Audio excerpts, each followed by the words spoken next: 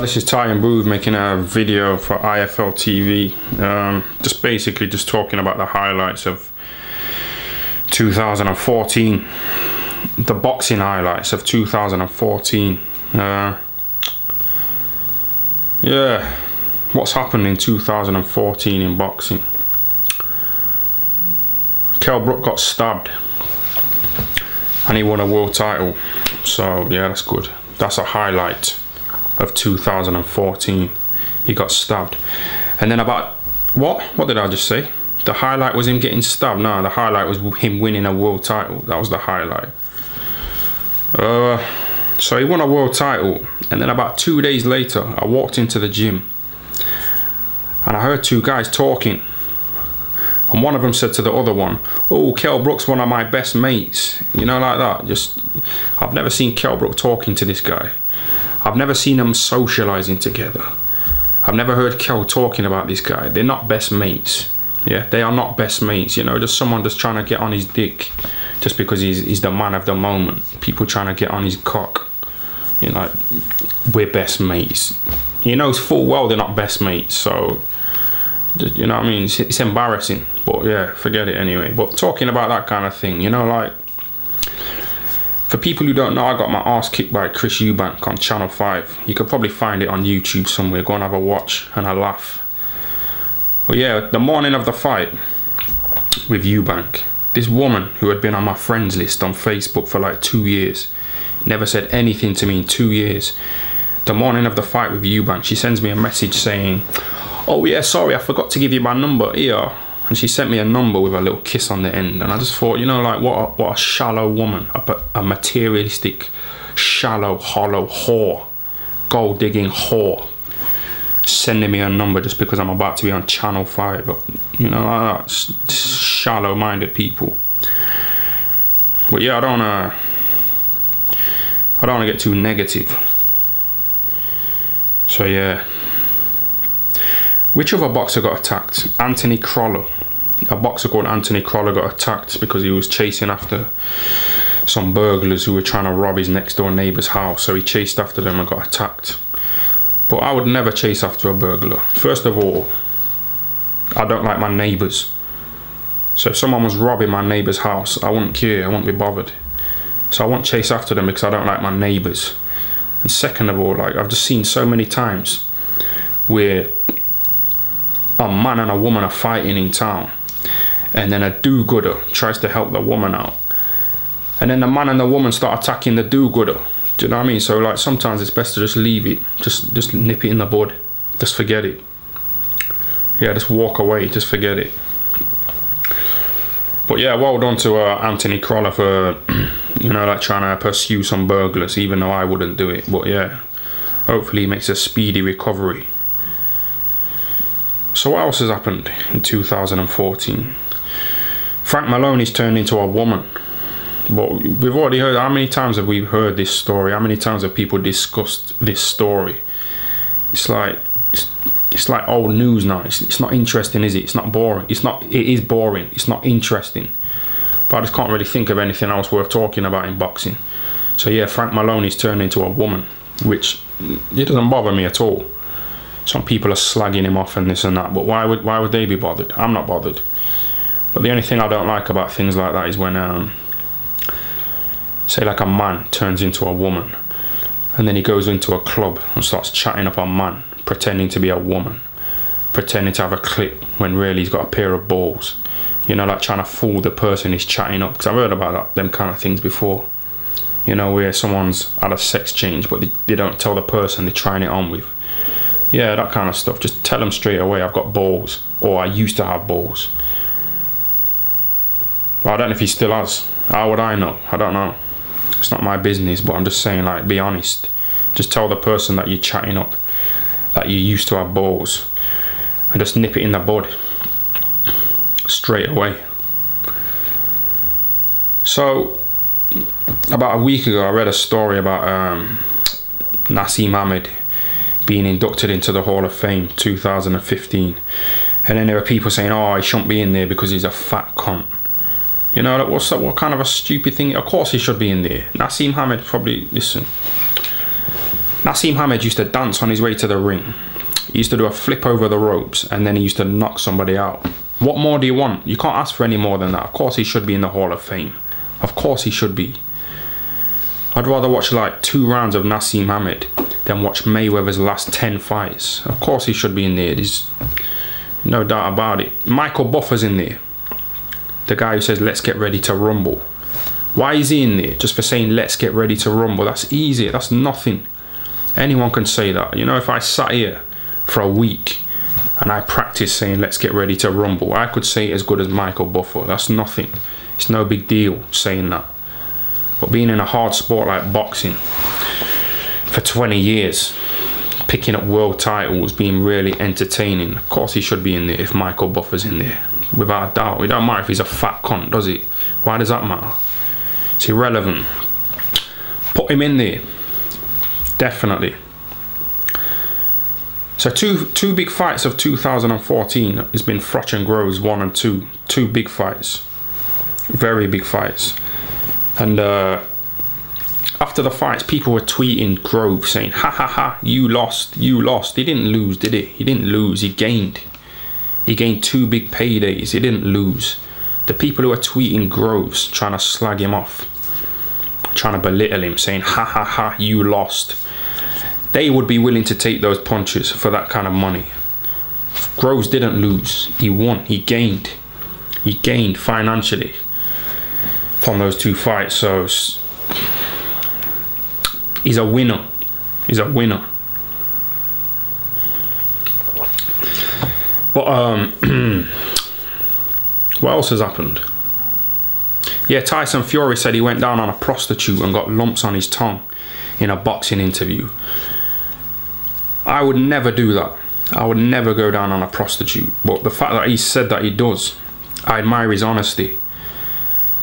And it made the interview interesting. So him saying that he went down on a prostitute and got lumps on his tongue. I would never do that. But I enjoyed listening to him talking about it.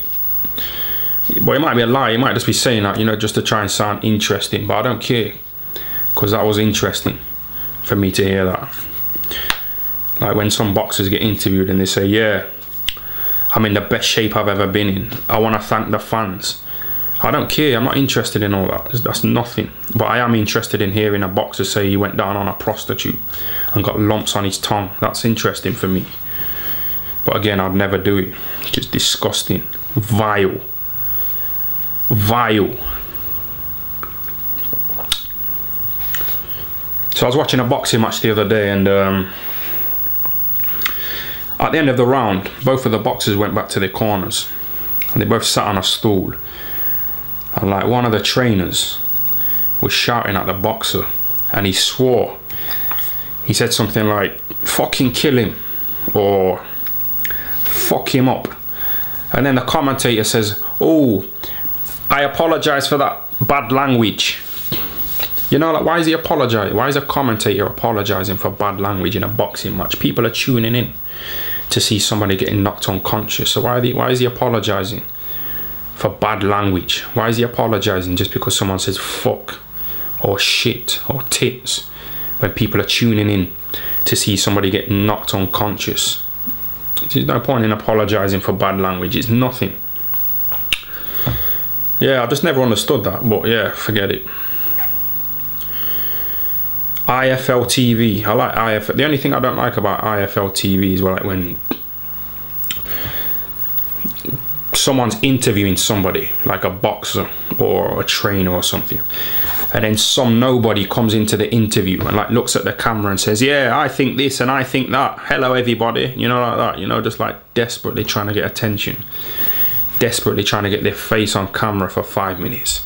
Just, you know, like out of desperation to try and get more followers, or to try and, yeah, just be a somebody for 2 minutes, looking at the camera saying, hello, I think this and I think that. And I'm watching it and I'm thinking, I don't care what you think.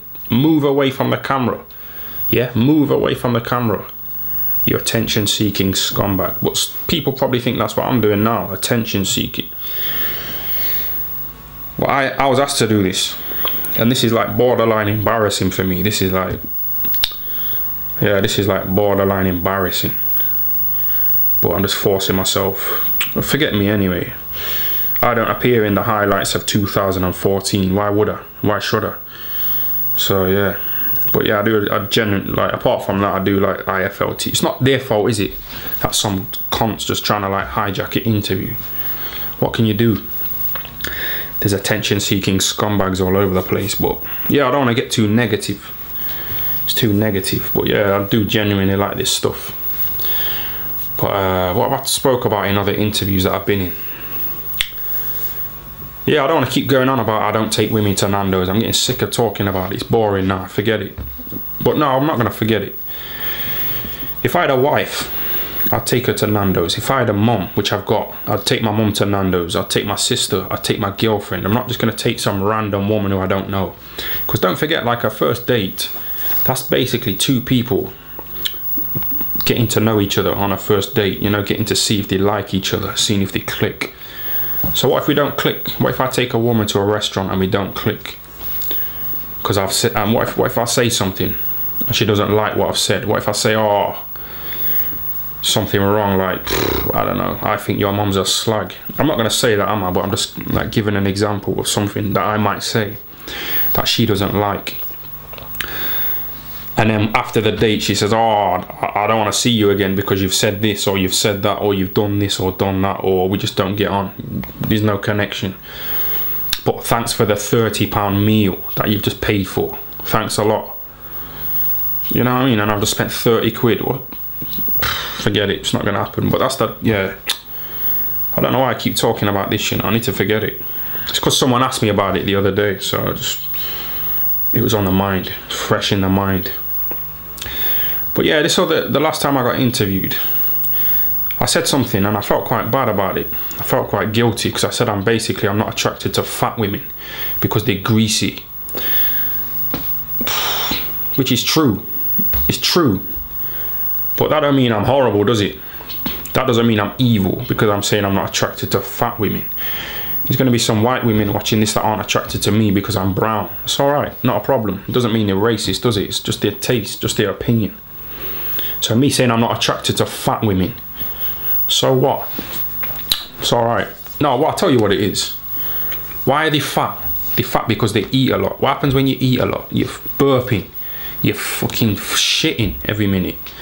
So why would I be attracted to that? It's not attractive, is it? But some men find them attractive, which is fine, not a problem. I don't.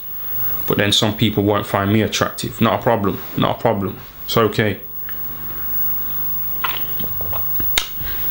Yeah, boxing.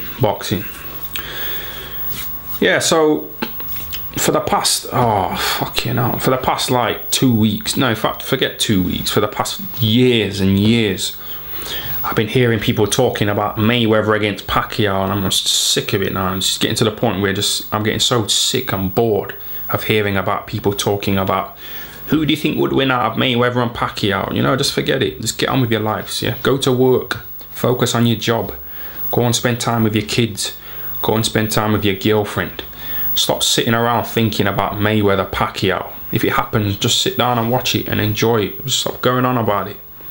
It's fucking boring now. You know, like people tweeting, saying, retweet if you think Mayweather will win. Favorite if you think Pacquiao will win. You know, like that. Just like desperately trying to get Twitter followers, or just living on, just trying to, like, you know, dwelling on that fight. Just forget it. It's just dragging on for too long. And then people say, oh, have you heard, in 6 months time Mayweather's advisor is going to be having a meeting with Pacquiao's advisor to try and sort a fight out for 2020 between Manny Pacquiao and Mayweather. Just forget it. People are still tweeting about it today, you know, like after all these years. It's not going to happen. Well, it might happen. If it does, just sit down and watch it. Simple. Keep talking about it all the time. But that's what I'm doing now, aren't I? So forget it. Yeah, that was dumb. Retweet if you think Mayweather. Favorite if you think Pacquiao. You know, like that. Just, nah. Coogan. I seen Coogan, you know. I seen Coogan at Kell Brook's press conference, like about a week after he won a world title, Kell Brook. And I walked into the press conference and I seen Coogan standing over there. And I was gonna go and talk to him and say hello, but I thought, you know what? I don't want to go up to him and like start talking to him. He might think I'm just going up to him, you know, trying to get an interview. Like using him just to try and get an interview. Well, that wasn't the case at all. So I just thought, fuck it, man. Just fuck it off. Forget it. I'm not saying he's bothered. I'm just saying like, I don't know why I brought that up. It's irrelevant. But yeah, just, you know, like people desperate for Twitter followers. Like one time, yeah, I had sexual relations with this woman once. And then like 6 months later, I didn't speak to her, I didn't see her, we weren't texting each other, there was nothing, no kind of contact between me and this woman. 6 months, for 6 months after we had sexual relations. And then she sends me a text one day saying, why have you unfollowed me on Twitter? Can you please follow me again? You know, like that, just messaging someone you don't even know. Someone you haven't spoke to for months, just to ask them to follow you on Twitter. It's not like you're a boxer trying to sell tickets and trying to promote yourself and trying to get sponsorship. You haven't got a business that you're trying to promote. You're not a charity fundraiser trying to raise funds for a charity, trying to like, yeah, it's just desperate. Yeah, yeah, but we all want to be loved, don't we? And this seems desperate now, me doing this, just like, but like I say, I was asked to do this, so it's not really a big deal. It's easy. But yeah, this has been quite negative, you know. I do apologise. I'll finish on a positive by saying Happy New Year. Hope you have a good New Year. Bye.